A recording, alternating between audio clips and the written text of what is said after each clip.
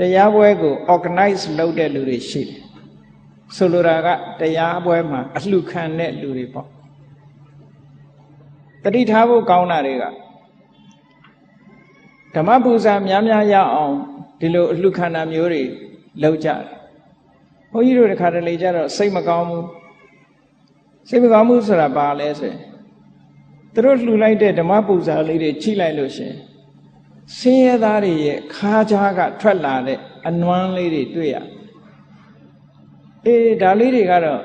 သူခမညာတရားနာခြင်းရှာလို့ပိုက်ဆံပေးနာရတဲ့အဓိပ္ပာယ်မျိုးဖြစ်နေတယ်ဒါမဖြစ်သင့်ဘူးဓမ္မပူဇာလှူတဲ့လူကလှူခြင်းလှူမလှူခြင်းနေဘုန်းကြီးဆိုတာတရားပွဲလာဟောမှာပဲဓမ္မပူဇာရခြင်းလို့တရားပွဲဟောတာမဟုတ်ဘူးတရားဟောလို့ဓမ္မပူဇာရဒီလိုသာဖြစ်ရဓမ္မပူဇာရလို့တရားပွဲဟောတရားဟောတာမဟုတ်ဘူး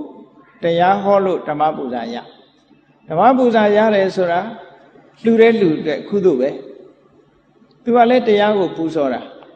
ဟောတဲ့ပုဂ္ဂိုလ်ကလည်းပဲအဲ့ဒါကိုမမျှော်ကိုးရဘူးအဲ့ဒါလို့မဟုတ်ဘူးဆိုလို့ရှိရင်အယောင်းဝယ်တစ်ခုဖြစ်လာနိုင်တယ်ပေါ့ဒါမရှိတာကိုဘုန်းကြီးတို့ပြောတာမဟုတ်ပါဘူးတကယ်ရှိတာနယ်ဘက်မှာတရားပွဲတစ်ပွဲမှာနာမည်ကျော်ဆရာတော်ကြီးတစ်ပါးပွဲတော်ထုတ်မပြောတော့ဘုန်းကြီးတို့ကလည်းလူစုံတော့ကြားရတဲ့ပေါ့ဒါမျိုးတရားပွဲမှာတရားဟောပြီးရေစက်ပါချပြီးဆရာတော်ကကားပေါ်ရောက်ပြီးပြန်တော့မယ်တရားပွဲစီစဉ်တဲ့ပုဂ္ဂိုလ်တွေကခဏနေပါအောင်ခဏနေပါအောင်စင်ရှင်းလို့မပြီးသေးလို့တဲ့အဲ့ဒါဘာလို့ဆိုရင်ဓမ္မပူဇာတွေကငွေကိုအတန်ချက်ဆက်ငှားကားကဘလောက်ဖြာငှားကားကဘလောက်မီးငှားကားကဘလောက်ဆက်ငှားကားကဘလောက်ဆိုတာအဲ့ဒီစင်ရှင်းတာမပြီးသေးလို့တဲ့ဓမ္မပူဇာကိုမလှူနိုင်သေးဘူးဒါတကယ်ဖြစ်တာပုံမြင်မဟုတ်ဘူးဗမာပြည်မှာဒီလိုဖြစ်နေတာတွေရှိတယ်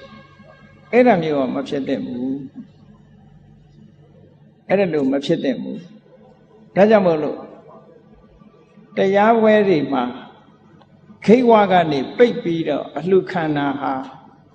မမှန်ကန်ဘူးလို့ဘုန်းကြီးတို့ကတော့ခံစားတယ်။ဘာဖြစ်လို့မမှန်ကန်လို့ဆိုတရားနာခြင်းလို့လာရတဲ့ပုဂ္ဂိုလ်က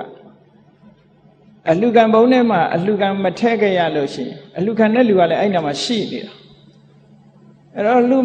တရားအလှခံတရားလှူတဲ့ဒီငွေပလားတွေကိုပတ်စံလေးမထည့်ပဲနဲ့ဝင်သွားရမှာသူ့ဖို့မှာရှက်ကောင်းရှက်ပေလိမ့်မယ်ဒါမျိုးကမဖြစ်သင့်ဘူးတရားနာတယ်ဆိုတာအခမဲ့ပဲနာတဲ့နဲ့